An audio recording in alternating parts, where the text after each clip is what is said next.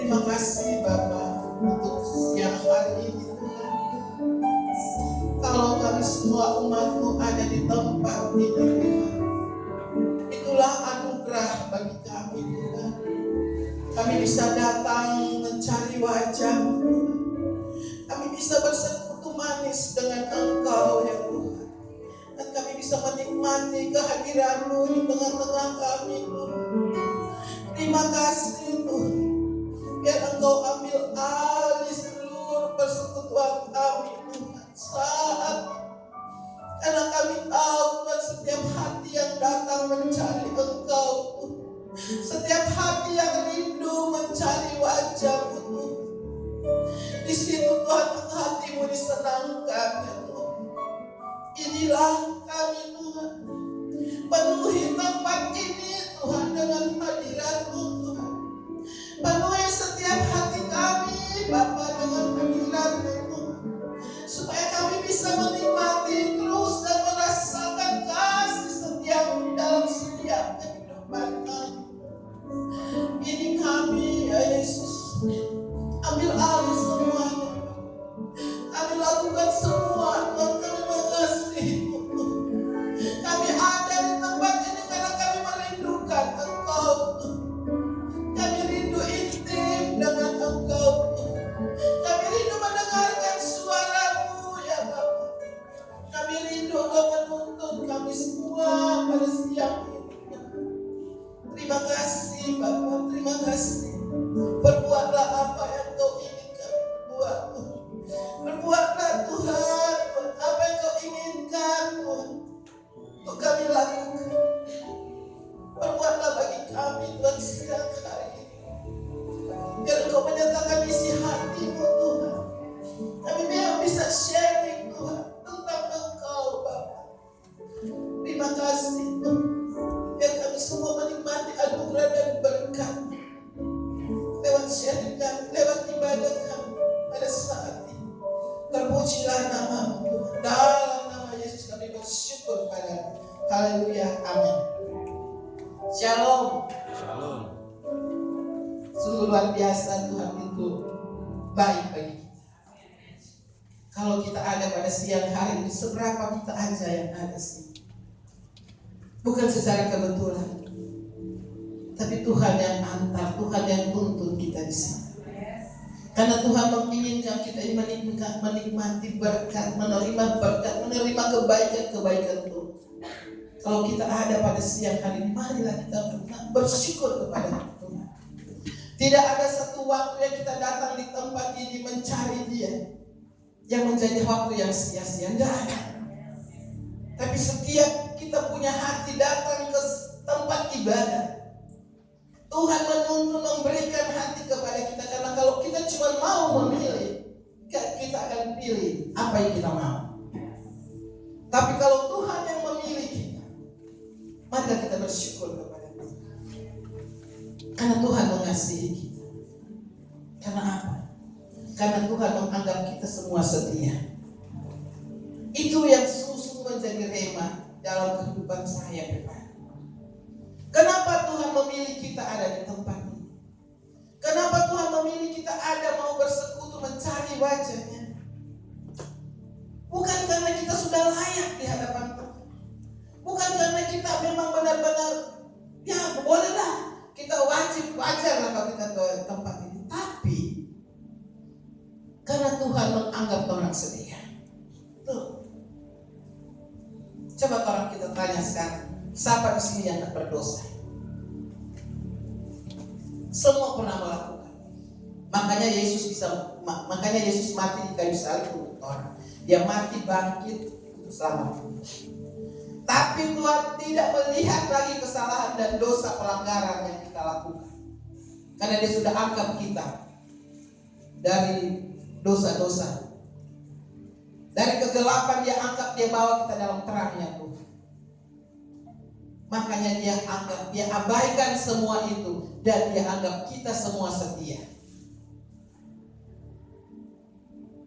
Sehingga Dia percayakan segala sesuatu, percayakan pelayanan, percayakan pekerjaan kepada kita.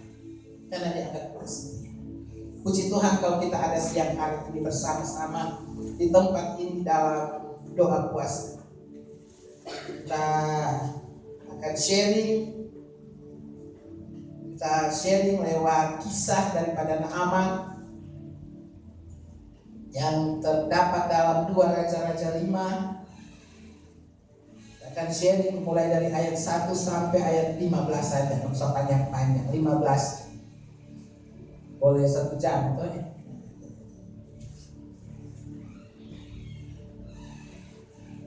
Kita sharing ya, dari baca kita sama-sama dari 2 Raja-Raja 5 ayat 1 sampai 15. Bagi yang membawa Alkitab, kita akan baca bersama-sama. Saya baca ayat ganjil, Ibu Bapak baca ayat yang lain. Ayat 15 kita baca sama-sama. Oke? Naaman disembuhkan. Sudah? 2 Raja-Raja 5 ayat 1 sampai 15. Naaman disembuhkan.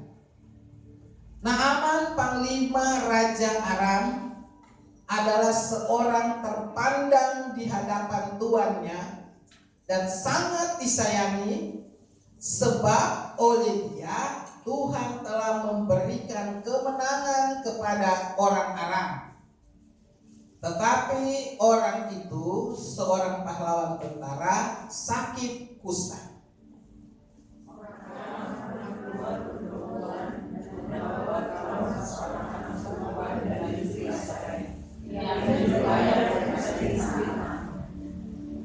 Berkatalah gadis itu kepada nyonyanya, sekiranya tuanku menghadap nabi yang di Samaria itu, maka tentulah nabi itu akan menyembuhkan dia dari penyakitnya. Lalu bila Naaman memberitahukan kepada tuannya, katanya,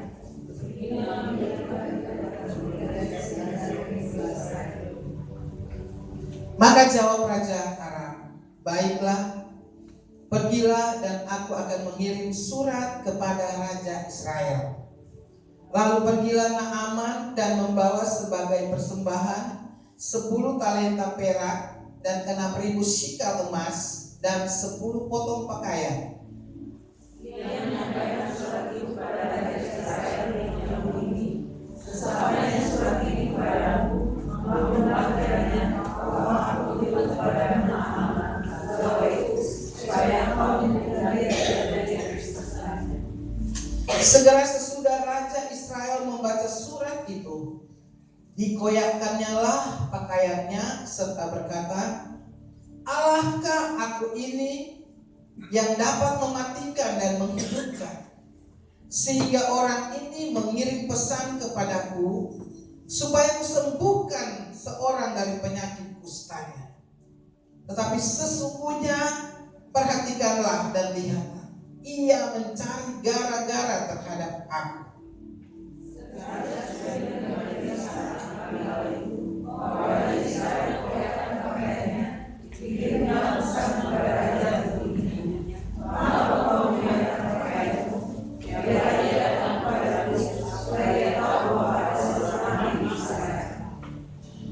Kemudian datanglah Naaman dengan kudanya dan keretanya, lalu berhenti di depan pintu rumah Elisa.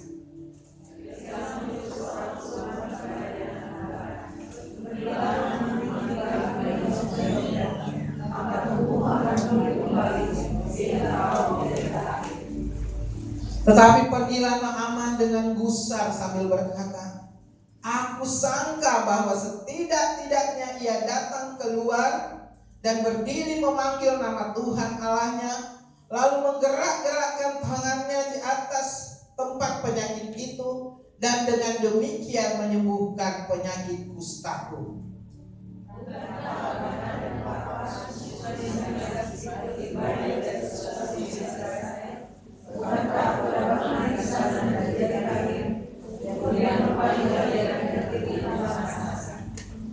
Tetapi pegawai-pegawainya datang mendekat serta berkata kepadanya, Bapak, seandainya nabi itu menyuruh perkara yang sukar kepadamu, bukankah Bapak akan melakukannya? Apalagi sekarang ia hanya berkata kepadamu, mandilah dan engkau akan menjadi tahir.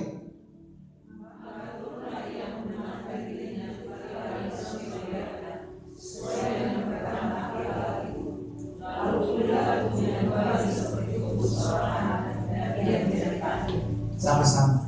Kemudian kembalilah ia dengan seluruh pasukannya kepada abdi Allah itu. Setelah sampai, tampillah ia ke depan Elisa dan berkata, sekarang aku tahu bahwa di seluruh bumi tidak ada Allah kecuali Israel. Karena itu terimalah kiranya suatu pemberian hamba-Mu ini. Puji Tuhan. Kalau kita melihat kisah dari Naaman, ada beberapa hal di sini yang akan mengajar kita semua pada siang hari. Kalau kita baca di dalam firman Tuhan ini, kalau Tuhan sudah merencanakan sesuatu yang baik bagi setiap orang, itu pasti terjadi. Bukan mungkin, bukan seandainya, bukan ragu-ragu, tidak ada ragu-ragu, tapi pasti. Naaman ini seorang raja, seorang panglima. Dikatakan di sini dia sangat disayangi oleh raja. Karena firman Tuhan berkata, sebab oleh dia Tuhan telah memberikan kemenangan kepada orang Aram. Wajar kalau raja sayang. Karena firman Tuhan yang bilang. Kenapa ada kisah ini? Kenapa ada cerita ini di dalam firman Tuhan? Dipilih Tuhan dan sekian banyak kisah ada di sini. Untuk mengajar kita semua, mengingatkan kita semua. Kalau Tuhan punya rencana, sesuatu rencana yang baik buat seseorang, ada jalannya Tuhan. Yang kalau kita pikir tidak masuk logikanya Tuhan. Raja panglima ini, panglima yang gagah perkasa, yang Tuhan sayang karena diberikan. Makanya Tuhan berikan kemenangan lewat dia, lewat tangannya. Tapi kenapa dia sakit? Tapi dia sakit kusta. Dia panglima, bayangkan dia pejabat loh, jabat negara itu. Tapi karena Tuhan memang sudah merencanakan dia untuk disembuhkan lewat seorang anak tawanan. Coba orang baca benar-benar ini berulang kali. Cuma lewat seorang anak tawanan dari tawanan.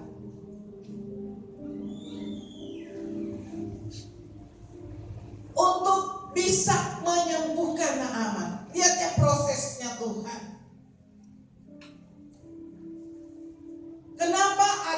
Kenapa ada di sini dikatakan begini? Orang Aram pernah keluar bergerombolan dan membawa tertawa seorang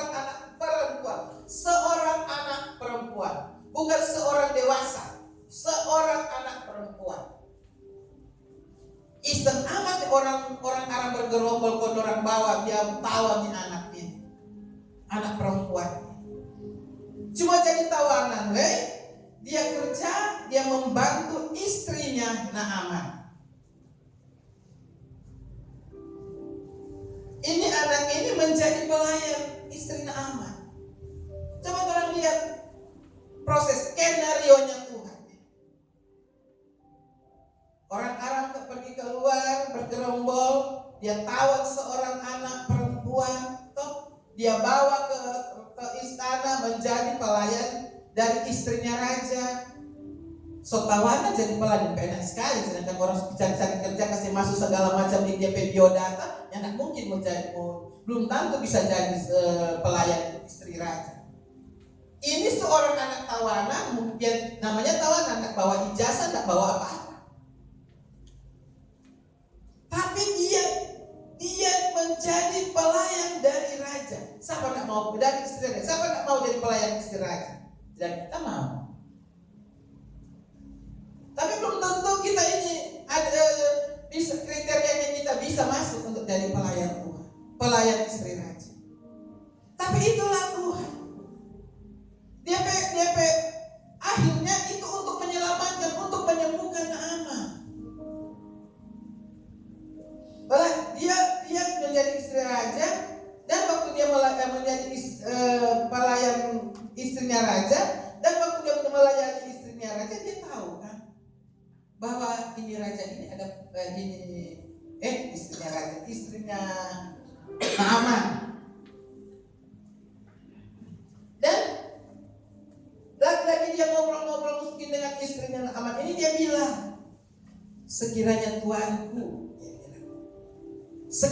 Tuanku menghadap nabi yang di Samaria itu, maka tentulah nabi itu akan menyembuhkan dia dari penyakitnya. Seorang anak gadis, kalau Elin Sokasar, anak bercerita dengan nyonyanya. Dia bilang, seandainya, sekiranya, dia bilang, Tuanku menghadap nabi, sekiranya Bapak, dia bilang, sekiranya Bapak mau menghadap nabi yang ada di Israel, di Samaria, sekiranya Bapak ini menghadap nabi yang ada di Samaria, pasti Bapak penyakit ini disembuhkan.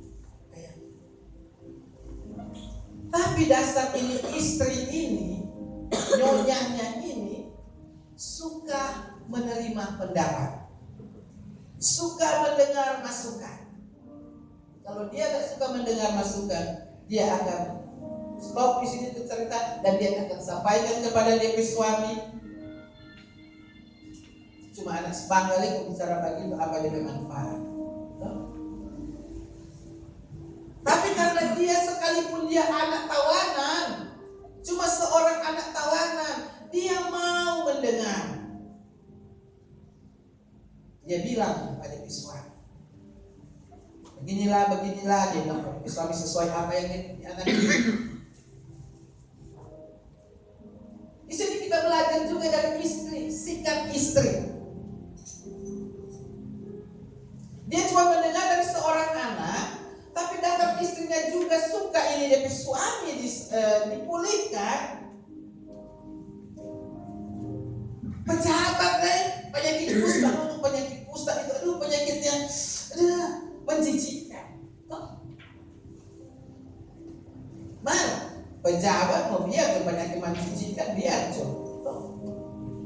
jenderal, panglima.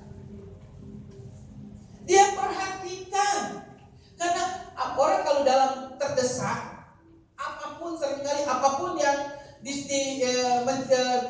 masukan dari orang untuk bikin beginilah, pasti dia bikin, pasti.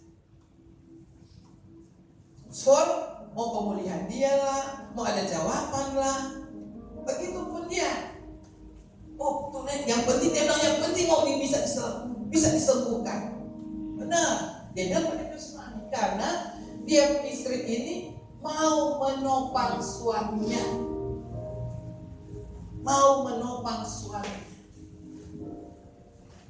Jadi kita di sini ajar istri-istri jadi penopang bagi suami. bukan perokok, bukan kompor. Ada orang istri jadi kompor bagi suami. Ceritanya cuma begini, dia bisa sampaikan caranya lain. Kompor dan suami lagi belum tahu apa-apa, dia suami so marah karena salah menyampaikan sikap hati. Pentingnya istri-istri, untuk lebih banyak istri-istri, lebih banyak ibu-ibu lagi. Penting. Bapak-bapak yang senang dulu. Jadi istri itu harus menjadi penopang. Makanya dia sampaikan apa yang disampaikan oleh ini anak ini. Karena dia menginginkan dia suami ini dipulihkan apapun. Kita lihat kita jadi kesaksian ada kita PKK yang pimpinan dulu baru menikah. Dulu dia ada apa sih? Kan gondol. Krista ya? Krista. Di sini. So jadi setiap dia keluar pasti dia pakai Charles. Mardia di mana saja orang bilang di sana ada KKR buat kesembuhan terjadi.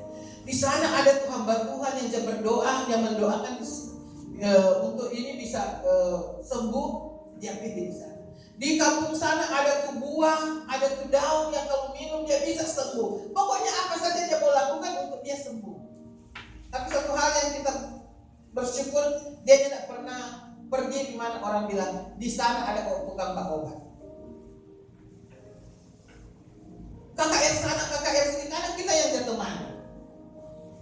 Satu saat dia sudah sadar. Dia hanya selalu pakai cas, dia tak sadar loh. Dia pakai cas supaya tutup dia bengkak di sini. Satu kali dia mau pakai cas begitu dia begitu. Saya tidak ada. Dia kan ada turun pelan-pelan. Dia mau pakai cas karena dia mau ke acara, dia bisa ke acara dia pakai cas dia tutup. Satu kali dia mau pakai cas, jadi sudah tidak ada. Itulah iman. Jadi dia benar-benar merasakan bagaimana kuasa Tuhan itu memang ada. Sampai waktu kita lihat sama dia, kita saja tidak sadar karena kita sering kali di situ karena pinggang waktu tinggal di situ, waktu ke sekolah SMK. Tapi Kak, saya tidak ada kan? Iya kita tidak sadar dia bilang bagaimana. Orang kalau menginginkan sesuatu pemulihan, kesembuhan dalam yang rasa tersesak begitu, dia akan backing apa saja. Demikian juga Panglima ini. Dia dengar, DP istri dengar dari DP anak ini, DP istri ini bilang pada DP suami. DP suami minta izin kepada raja. DP suami minta izin kepada raja. Dan DP raja, karena dasar DP raja sayang sekali pada dia, makanya DP raja itu kirim surat. Itu raja kirim surat kepada raja Israel.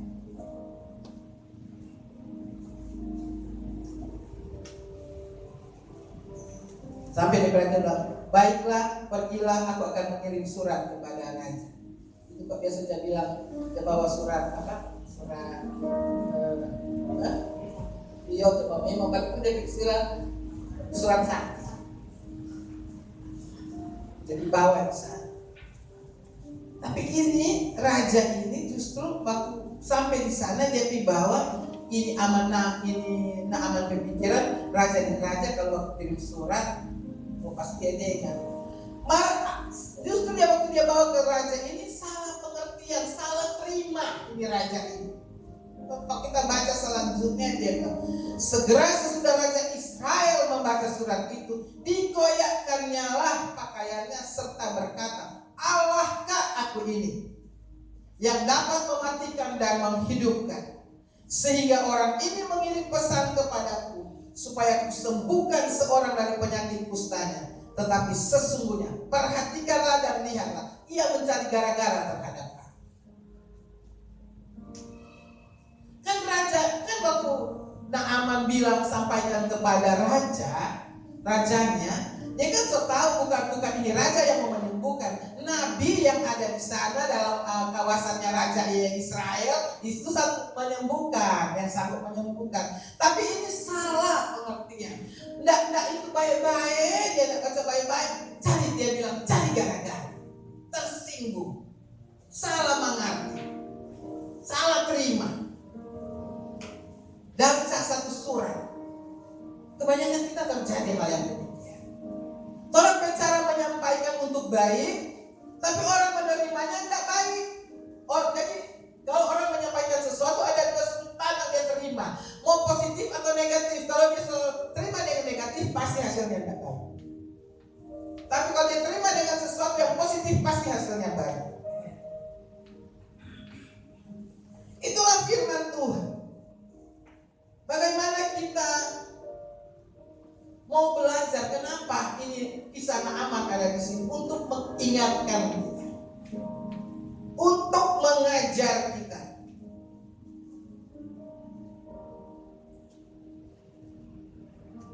Tapi kalau kita lihat kisah selanjutnya dari Naaman ini, Tuhan menyembuhkan Naaman dari kustanya melalui Nabi Elisa. Apa rahasia? Satu ya, Naaman mau mengakui kekurangan dan kelemahan diri.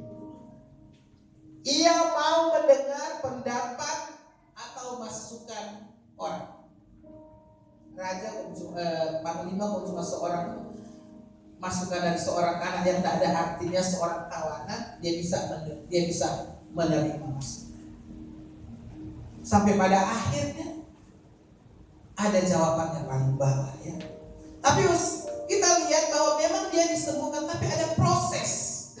Ada proses daripada kisah Naaman ini sampai dia disembuhkan. Bukan dia datang langsung tumpang tangan langsung dia terima sembuh. Ada proses di dalam kehidupannya, di dalam hatinya.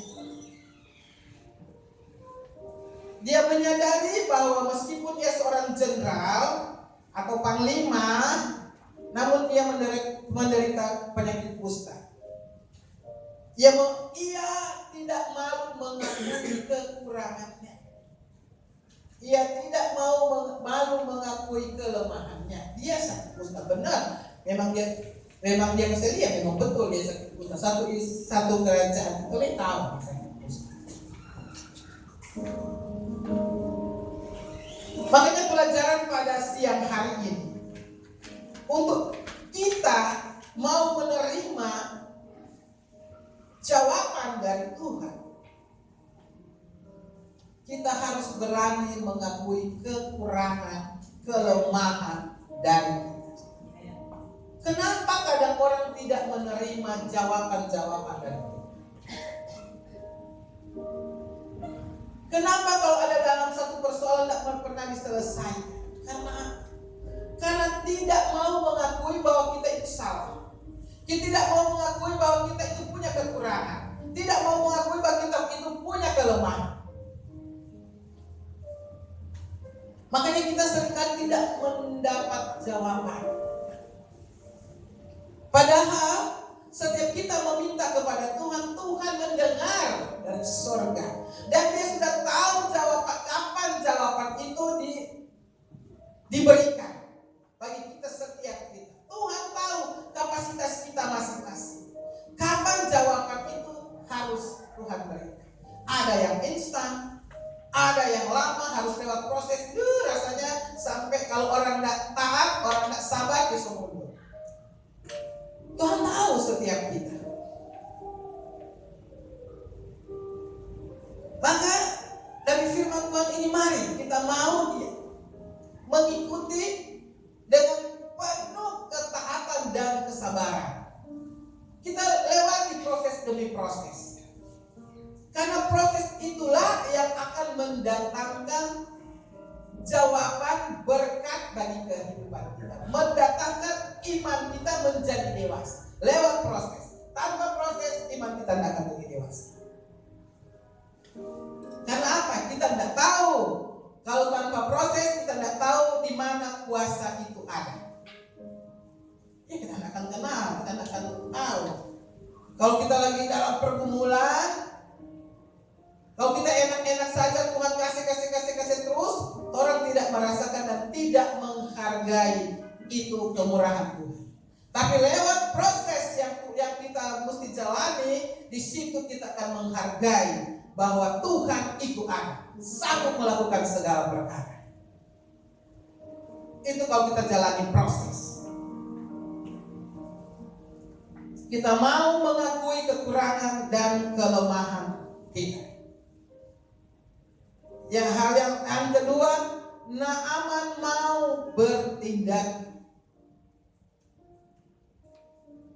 Segala sesuatu yang kita ingin, kita minta kepada Tuhan lewat pergumulan, masalah, proses yang sementara terjadi, kita harus bertindak. Karena tanpa tindakan kita tidak akan terima apa-apa. Benar kan? Sama dengan pendeta seperti yang bilang. Kalau dia janji dia mau kasih air minum, kamu kasih aqua Pak Rindi. Dia yang kita kasih aqua, apa jadi aqua? Dia tidak datang ambil. Tidak ada tindakan, dia tidak akan pernah minum biar dia haus. Karena dia tidak datang ambil. Demikian kita. Kalau kita minta sesuatu kepada Tuhan, kita tidak akan pernah terima selama kita tidak bertindak. Selama kita tidak bertindak, kita tidak akan terima apa-apa. Yang Tuhan inginkan tindakan nyata dari kita. Kalau kita bertindak, kita punya iman. Kalau kita tidak punya iman, kita tidak akan bertindak. Ngapain kita mau bikin ini? Tidak masuk akal itu sudah suruh. Masa cuma tuh anak dia bilang untuk mau percaya. Tapi karena dia mau bertindak dengan imannya, dia pergi cari tuh nabi itu. Dia bertindak dengan imannya. Dia pergi cari tuh nabi.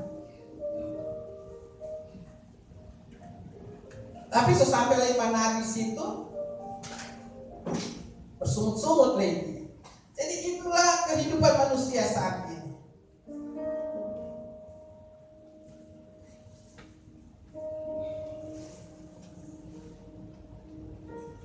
Setelah Elisa dengar bahwa Raja Israel ngamuk marah karena orang Arab itu cari gara-gara, Elisa terus bilang, suruh datang 4 orang, suruh datang 4 kita supaya di sana tahu, di wilayah sana tahu bahwa ada seorang nabi di Israel. Nabi Elisa bilang, pergilah Naaman. Ini mulai terjadi proses-proses. Dia pergi ke Naaman. Terus sampai di Naaman, sampai di Elisa nak keluar. Dia cuma suruh dari pepuja, panglima, pejabat negara datang kemari ke Israel, temui itu seorang nabi di sana. Itu nabi ini tidak keluar sendiri loh. Dia cuma suruh nih nabi Elisa ini, dia cuma suruh dia bujangnya, dia pesuruh, dia bujang, dia ayam dia bilang begini. Elisa menyuruh seorang suruhan kepadanya mengatakan, pergilah mandi 7 kali dalam sungai Yordan, maka tubuhmu akan dipulihkan kembali sehingga engkau menjadi tahir. Sebenarnya jawaban itu kalau dia langsung pergi langsung sembuh. Karena apa? Sudah tidak, Elisa ini, nabi ini sudah berkata suruh pada suruhannya kepada bujangnya itu, suruh Pak Naaman, bilang ke Pak Naaman bahwa pergi mandi 7 kali di sungai Yordan, maka di situ anak akan sembuh. Coba kalau dia nak berbantah-bantah, coba dia kalau langsung pergi ke situ. Tapi justru dia nak pergi, dia marah, tersinggung. Dia juga justru dia tersinggung di situ. Karena dia mau mengatur Tuhan.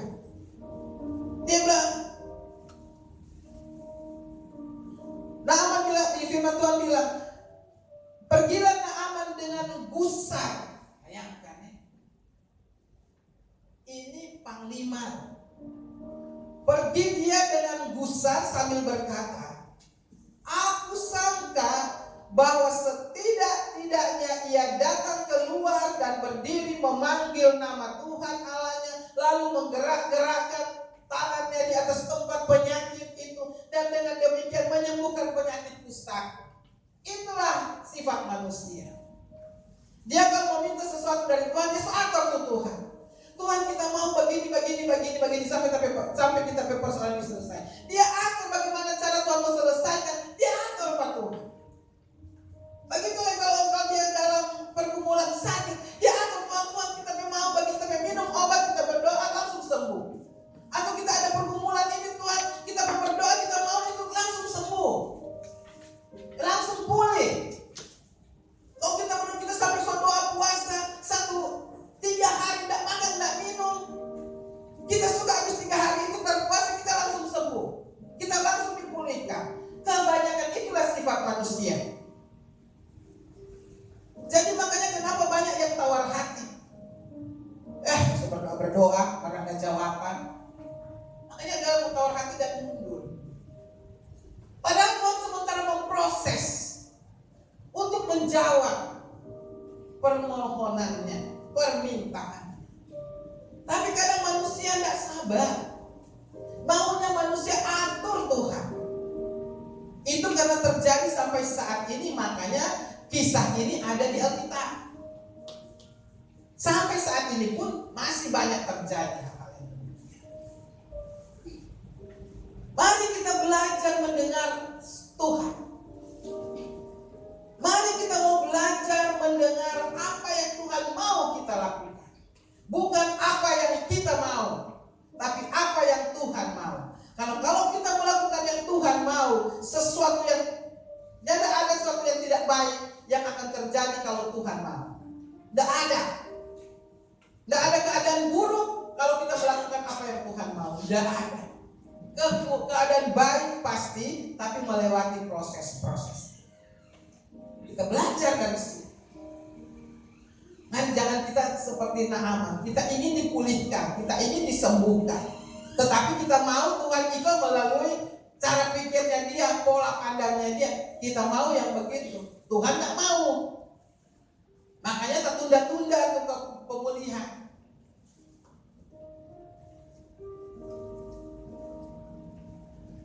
Aku sangka bahwa setidak-tidaknya ia datang keluar, dia akal, dia berpikiran, dia berlogika. Dia berdiri di depan kita, dia gerak oles-oles ke tangan, tumpang-tumpang tangan di mana aku sakit, tiba-tiba sembuh. Yang kita suka begitu. Maka Tuhan tidak lakukan itu. Karena yang Tuhan inginkan kita lakukan apa yang Tuhan mau. Lewat proses supaya kesembuhan ini tidak tiba-tiba dia tumpang tangan sembuh. Tidak ada cerita prosesnya di sini. Dan hanya tidak menghargai kuasa Tuhan yang Tuhan berikan. Tidak menghargai apa yang Tuhan berikan. Karena terlalu gampang dapatnya. Tapi kalau lewat proses kita mendapatkan sesuatu, jawaban, di situ kita akan banyak, di situ kita akan bersaksi. Kemanapun kita pergi kita akan bersaksi. Di situ mengundang dan mengajak kita untuk tahu bersaksi. Tapi kalau terlalu gampang, susah mau bersaksi. Susah mau bersaksi karena gampang kok dia terima itu. Dia bersaksi kemarin berdoa aja Tuhan tumpang tangan langsung bayar. Iya. Orang lain kita jadi begitu tidak jadi, orang lain disaksikan begitu tidak jadi, ya. Bukan kesaksian, bukan untuk menguatkan, tapi membuat dia lebih mundur dari Tuhan. Makanya kenapa ada harus lewat proses? Supaya kita tahu bersaksi. Tapi bayangkan sampai Naaman bilang, bukankah Abana dan Parbat sungai Damsik lebih baik dari sungai Israel?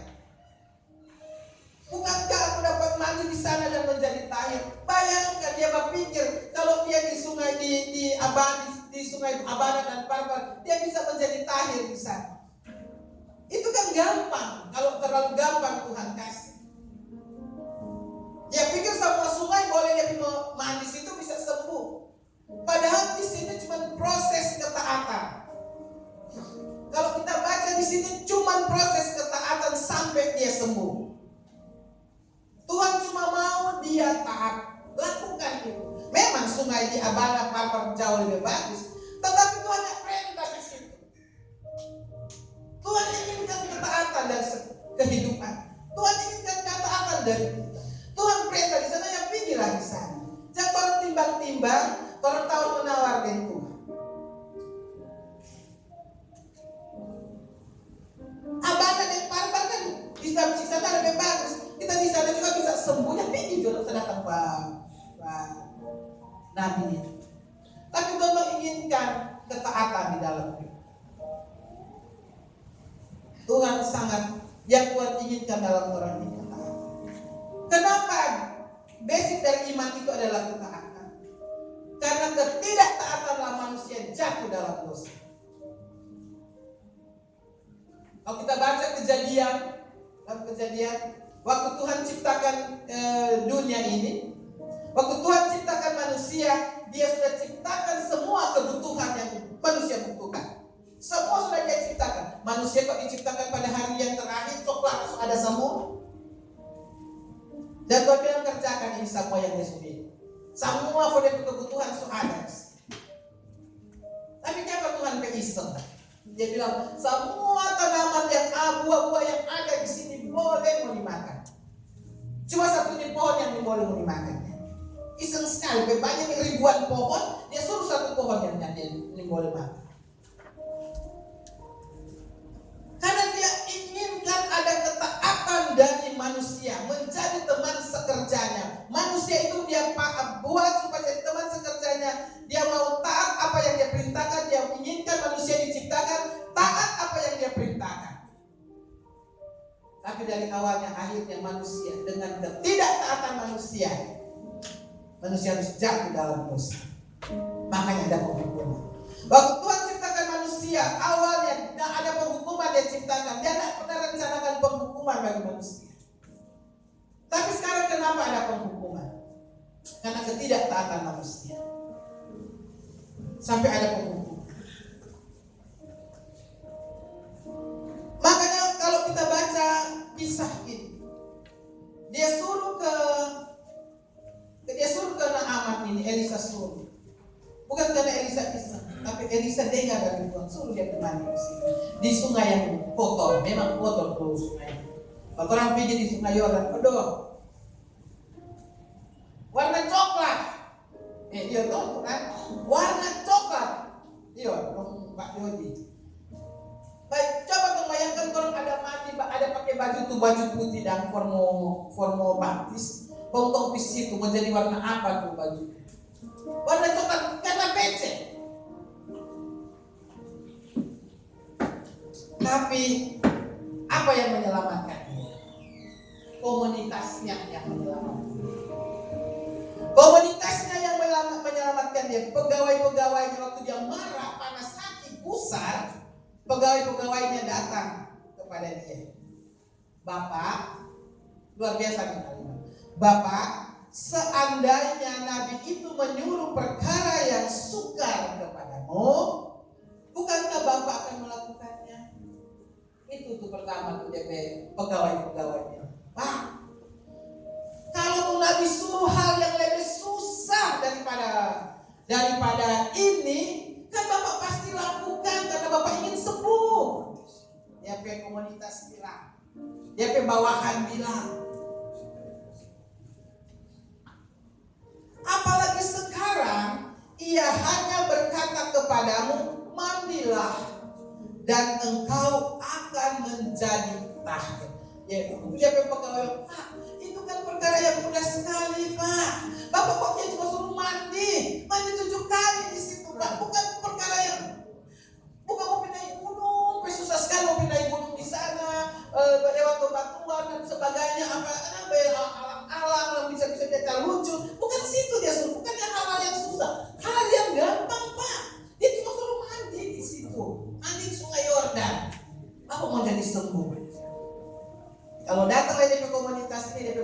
bilang begini, Pak, sudah kita lupa. Beda pada enteng ini Elisa ini. Dia tak kenal Bapak ini siapa. Panglima loh Pak. Kalau di komunitas bilang begitu pasti dong pulang. Ada kesembuhan terjadi enggak? Tidak ada. Tapi komunitas ini menentukan dia disembuhkan. Kita diajar di sini. Mari kita ada di komunitas. Kita ada di komunitas yang benar. Kalau kita ada tinggal, kita ada sama-sama di komunitas yang benar, kita akan menanti, kita akan melihat jawaban-jawaban daripada Tuhan. Karena di situ akan saling mengingatkan, akan saling menopang seperti saat. Kalau kita lakukan, kita doa, kita saling mendoakan, saling menopang loh. Jangan pikir itu doa yang orang naikkan kepada Bapa itu Tuhan yang nak dengar ada. Tapi Tuhan paling tahu kapan itu mesti selesai, siapa itu mesti dijawab. Komunitas ini sangat menentukan bagi pemulihan anak. Kira-kira coba kalau dicoba kami Pak, ya pada penting sekali ini kan sifatnya orang. Pada penting sekali dia cuma suruh dia ke pembantu. Bukan dia tidak datang Pak, dia tidak tahu so Bapak. Padahal bayangkan sampai dia ada raja yang suruh. Masa dia cuma pada enteng begitu? Tapi tidak, komunitas bilang, Pak, kalau itu Nabi suruh itu hal yang lebih susah dari ini kan Bapak akan making supaya Bapak sembuh. Ini kan tidak Pak, cuma gampang, cuma mandi jenis. Akhirnya kan dari dia panas hati, dia emosi, dia pikir iya juga. Karena orang emosi susah pikiran jernih, benar kan? Kalau lagi emosi, pikiran jernih itu susah. Yang dia mau, kalau orang lagi emosi, yang dia pikirkan semua yang bisa menyerang, semua yang bisa segala macam untuk kepentingan dia. Tahu masa dia pikir sendiri.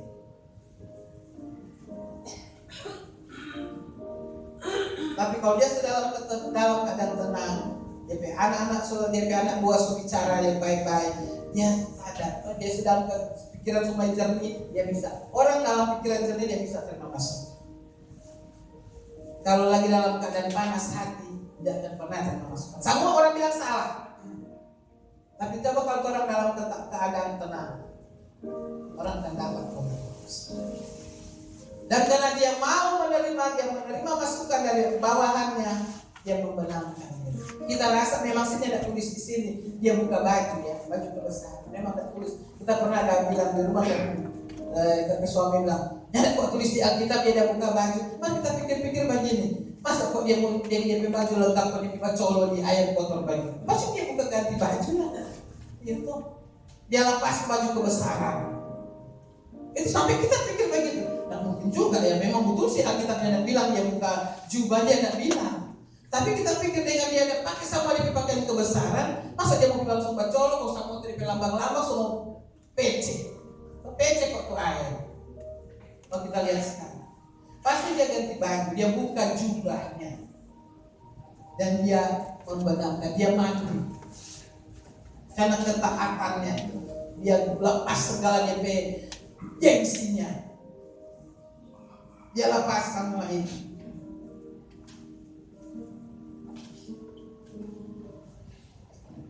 Naaman menanggalkan segala gengsinya, kesombongan dirinya. Dia tanggalkan semua itu karena yang dia cari kesembuhan. Dia tanggal, dia mandi, dia celupkan 7 kali. Jawaban Ustaz. Tapi lewat memang proses. Kan itu udah lewat proses dari awal sampai dia disembuhkan. Hatinya diproses, karakternya diproses. Kan diproses tuh dia marah, dia di sana dia marah karena dia Elisa tidak datang. Elisa cuma panaknya disuruh Pak orang, tak menurut kalau dia semua. Dia sampai gusar. Dia menjalani proses. Karakternya dibentuk dulu. Setelah karakternya terbentuk, baru jawaban ada. Karena karakternya terbentuk, dia mau lakukan. Dia mandi 7 kali, maka dikatakan dalam firman Tuhan, dia pulih Bahkan kulitnya bukan sebagai orang tua, seperti kulit bayi-bayi. Oh sekarang lagi zaman tuh orang jadi operasi-operasi plastik supaya dapat dia lebih mudah dari muka, dari orang berumur sekarang. Sekarang kan lagi marah gitu. Oh Nina aman. Dari penyakit kusta, coba yang dari penyakit kusta di tangan itu ada putih-putih dan sebagainya. Bukan cuma sembuh dari penyakit kusta, dia bekas-bekas ada, nah dia kulit lupa kulit bayi. Coba dipikir tuh pegang kulit bayi, izin.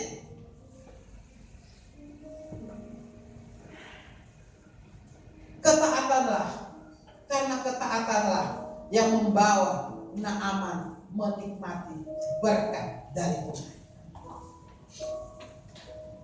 Dan jangan lupakan, setelah berkat Tuhan, setelah dijawab doa, persoalan, pergumulan, setelah dijawab, jangan lupa kita menyaksikan. Jangan lupakan siapa yang memberikan, saksikan. Makanya Naaman bilang, baru dia tahu benar di Israel ini ada seorang Allah, ada Tuhan yang sanggup menyembuhkan lewat ini nabi. Ada Tuhan sana. Mari lewat jawaban-jawaban doa, jawaban-jawaban dan pergumulan kita, dari masalah dan tantangan kita. Mari kita dapat menyaksikan bahwa Tuhanlah yang melakukan, bukan kekuatan dan kemampuan kita yang dilakukan sampai itu terjadi, tapi karena Tuhanlah kita tidak punya kekuatan dan kemampuan. Mari kita belajar dari kisah, karena dengan ketaatanlah orang menikmati berkat dan tanpa ketaatan tidak akan mungkin dia menikmati mujizat. Tanpa ketaatan. Kita di sini belajar taat dalam apa? Melakukan kehendak Tuhan. Tanpa orang lakukan kehendak Tuhan, sudah capek-capek orang datang-datang kemari ibadah, doa puasa, datang-datang ipoko, datang-datang apa, kalau orang tidak lakukan kehendak Tuhan, percuma. Orang ada apa-apa, buang-buang waktu. Tapi kalau orang mau menikmati mujizat, lakukan segala sesuatu dengan ketaatan, melakukan kehendak Tuhan, supaya orang semua menikmati mujizat. Puji Tuhan.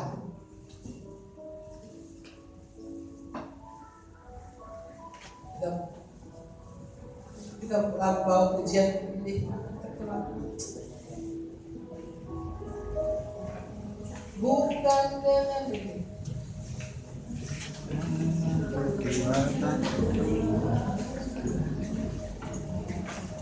Sinas. Ini pasti kan.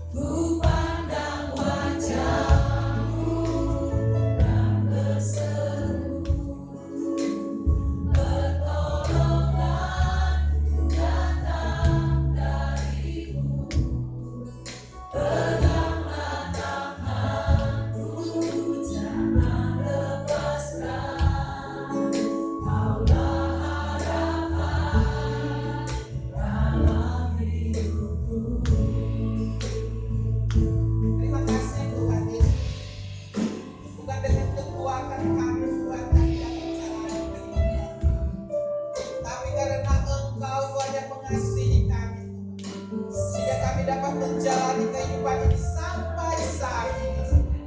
Terima kasih Bapa untuk proses demi proses yang Kau berikan kami jalani, kami lewati Tuhan. Kami alami untuk mendewasakan kami, untuk menumbuhkan iman kami kepadamu Tuhan Yesus. Terima kasih Bapa. Biarlah Engkau mengajar kami siang hari ini untuk kami mau belajar taat menantikan jawaban dari kami mau belajar taat menjalani proses demi proses ya Tuhan. Karena kami tahu Tuhan Engkau merancangkan bagi kami untuk sesuatu yang mendatangkan kebaikan bagi kami semua.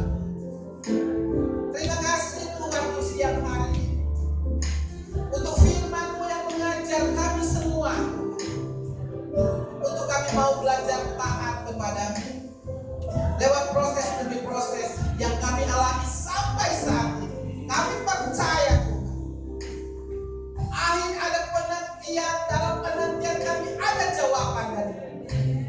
Terima kasih Tuhan, terima kasih. Biarlah Tuhan Engkau membuat kami, membentuk karakter kami Tuhan, untuk terus mendewasakan kami di dalam Engkau Tuhan. Sehingga kami dapat melihat segala sesuatu, persoalan, pergumulan, tantangan yang ada di depan kami. Kami melihat situ Tuhan, bahwa Engkau sementara Tuhan mengajar, mendidik, mendewasakan kami. Karena Engkau Tuhan tidak ada daripada-Mu yang tidak ada jawaban.